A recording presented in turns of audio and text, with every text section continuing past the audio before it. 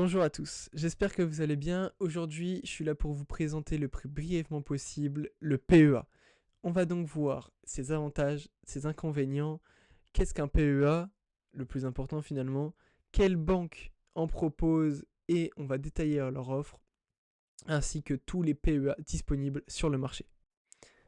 On va donc pouvoir se retrouver devant ce magnifique diaporama. On peut donc voir que le PEA, c'est un plan d'épargne en action.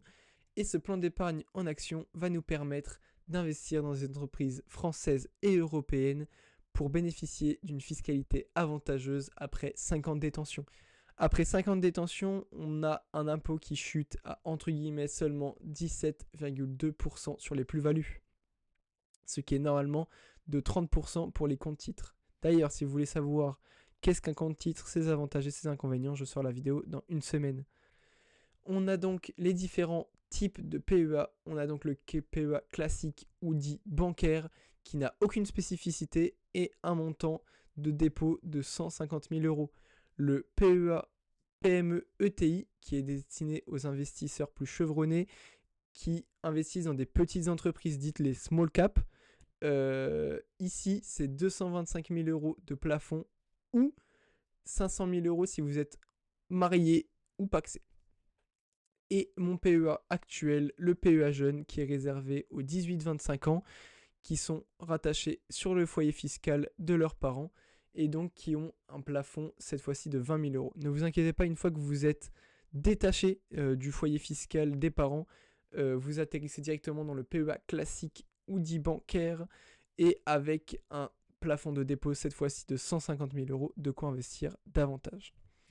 Donc les avantages, ça va être la fiscalité. Comme on a pu le voir, on a une fiscalité dégressive après 5 ans de détention. Et ça, c'est très important. On sait très bien que les frais ou toutes choses, tous les impôts, etc., c'est ce qui va nous faire perdre de la performance à long terme sur nos investissements. L'effet boule de neige, il y a une possibilité de réinvestir les dividendes sans fiscalité tant qu'ils restent dans le PEA. Parce que 150 000 euros, c'est que le plafond de dépôt. Tout ce qui va être dividende ou plus-value d'une action revendue, ça ne se compte pas comme dépôt.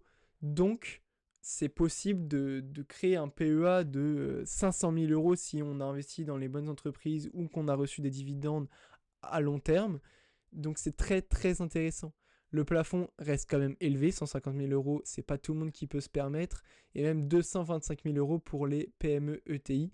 Et imaginez si vous êtes marié ou pacsé, 500 000 euros, franchement, vous pouvez y aller. Et une transmission facilitée, je confirme, je viens d'ailleurs de passer mon PEA de Boursorama à Trade Republic, et c'est assez simple. On a en inconvénient les restrictions géographiques. Bien sûr, ce sera malheureusement que la France et l'Europe qui seront ouverts à vous, mais vous avez la possibilité d'investir dans des ETF qui répliquent par exemple le S&P 500, le Nasdaq 100, et donc vous ouvrir au monde extérieur, mais vous n'investirez pas réellement dans les entreprises, sachez-le, ce sera seulement un indice de bourse qui sera répliqué. Un blocage fiscal de 5 ans.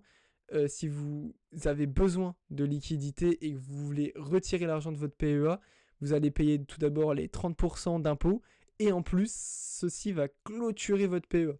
Donc, il faut vraiment être sûr avant de vouloir retirer les fonds ou alors d'en déposer. Le plafond de versement, c'est vrai que si vous voulez investir un maximum, eh ben, vous ne pourrez pas dépasser les 150 000 euros. Il y a une offre limitée selon les banques. C'est vrai que, on va le voir après, certaines banques proposent des achats de titres plus ou moins chers. Donc voilà. Et il n'y a pas de fragmentation d'actions. Pour l'instant, c'est en pourparlers actuellement, à ce qui paraît. Mais en ce moment, il n'y a pas de fragmentation d'actions. C'est-à-dire que si une action comme Hermès vaut 2300 euros, vous devrez avoir les 2300 euros. Vous ne pourrez pas acheter des petits bouts de l'action. Et ça, je trouve ça vraiment dommage. Donc, on va voir les différentes banques. Là, si vous voulez, vous pouvez vous arrêter dans la vidéo ou screen pour regarder ça à tête reposée. Mais donc, je vous ai montré tous les PEA disponibles sur cette banque les formules comparées dans ce test, les frais d'inactivité, les frais de retrait, les frais de courtage, les ajouts de session, titres non cotés, l'ergonomie et en bref un résumé. Si vous voulez vous faire votre propre avis, vous pourrez aussi regarder des vidéos sur internet, il y en a beaucoup de tests ou de gens qui montrent l'interface ou comment investir sur ces banques.